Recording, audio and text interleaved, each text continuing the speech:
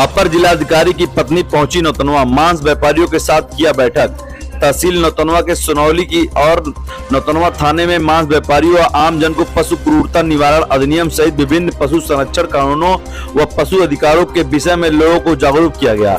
नौतनवा और सुनौली थाने में पशुपालकों व मांस व्यापारियों के साथ आयोजित बैठक में पशुओं के साथ बरती जा रही क्रूरता, अस्वस्थकर परिस्थितियों में पशुओं को रखने, मांस व्यापार, जरूरी सावधानियों को न बरतने के विषय पर चर्चा करते हुए पशु क्रूरता निवारण अधिनियम 1960 के प्रावधानों के बारे में जागरूक किया गया।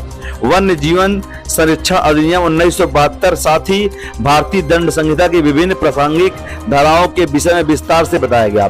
बैठक की मुख्य वक्ता अपर जिलाधिकारी महोदय की पत्नी व peoples for animal public policy foundation की श्रीमती सुरभि त्रिपाठी ने मांस व्यापारियों व पशुपालकों से पशुओं के साथ मानवीय व्यवहार करने की अपील की। उन्होंने मांस व्यापारियों को संबोधित करते हुए कहा कि पशुओं के परिवहन व नियमों का पालन करें और किसी भी दशा में उल्टा लटकाकर उनका परिवहन न करें। उन्होंने यह भी बताया कि पशु के समक्ष दूसरे पशु का वध न करें और पशुओं के अवशेष का निस्तारण नियमानुसार तरीके से करें। ऐसा नहीं करना दंडनीय अपराध है। श्रीमती सुरभि त्रिपाठी ने कहा कि नाबालिग बच्चों को मांस व्यापार में न लगाएं। विभिन्न अध्ययनों से पता चलता है कि पशु क्रूरता और सामान्य हिंसा के बीच प्रत्यक्ष अप्रत्यक्ष संबंध है। पशुओं के साथ विभिन्न प्रकार की क्रूरता करने वाले व्यक्तियों मांस का खासकर बच्चों और किशोरों में हिंसात्मक प्रवृत्ति का विकास होता है, जो बाद में अपराध में परिणित होता है। उन्होंने कहा कि पशुओं पर बढ़ रहे क्रूरता को देखते हुए यह आवश्यक है कि उनके न्याय के बारे में भी चर्चा की जाए, जिससे निर्दोष बेजुबान पशु पक्षियों को और क्रूरता का सामना न करना पड़े, साथ ही स्वस्थ व बेहतर समाज का निर्माण हो सके। उप जिलाधिकारी नौतनवा श्री दिनेश कुमार मिश्रा ने कहा, पशुओं के परिवहन में पशु क्रूरता निवारण अधिनियम 1960 के प्रावधानों के अनुसार करें। मीट सांप को आबादी से बाहर स्थापित करें और पशुओं के अवशेष को सुरक्षित तरीके से भूमिगत निस्तारण सुनिश्चित करें। उन्होंने सभी मांस व्यापारियों को मांस व्यापार हेतु नियमानुसार आवेदन कर लाइसेंस लेने की भी कहा। बैठक में खाद्य सुरक्षा अधिकारी श्री विजेंद्र शर्मा, पशु चिकित्सा अधिकारी अरविंद गिरी, ईओ सुनील कुमार, ईओ सुनौली श्री राजनाथ यादव, संबंधित थाना प्रभारी और बड़ी संख्या में पशुपालकों और मांस व्यापारी उपस्थित रहे।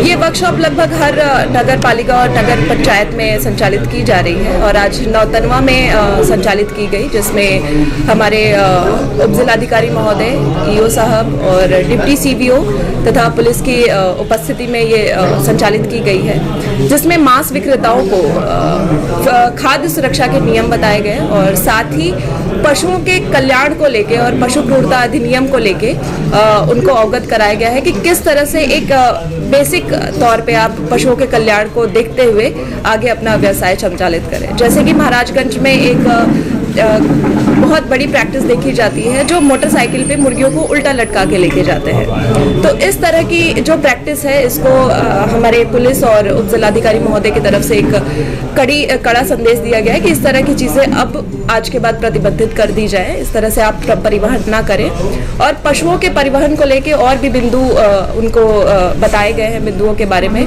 और जो हमारे खाद्य सुरक्षा नियम है उसके बारे में उनको अवगत कराया गया है, ताकि जो हमारे जनमानस है उनके स्वास्थ्य को कोई भी परेशानी ना हो।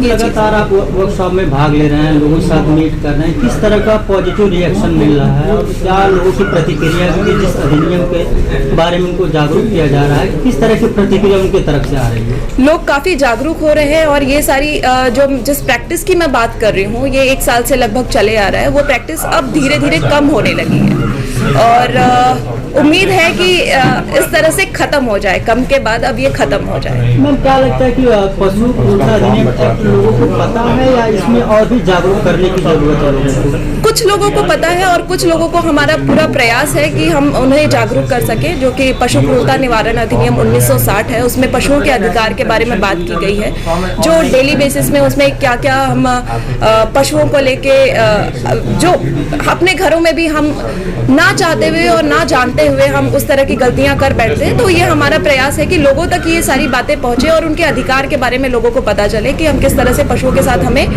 व्यवहार रखना है। आप देख रहे हैं DVS न्यूज।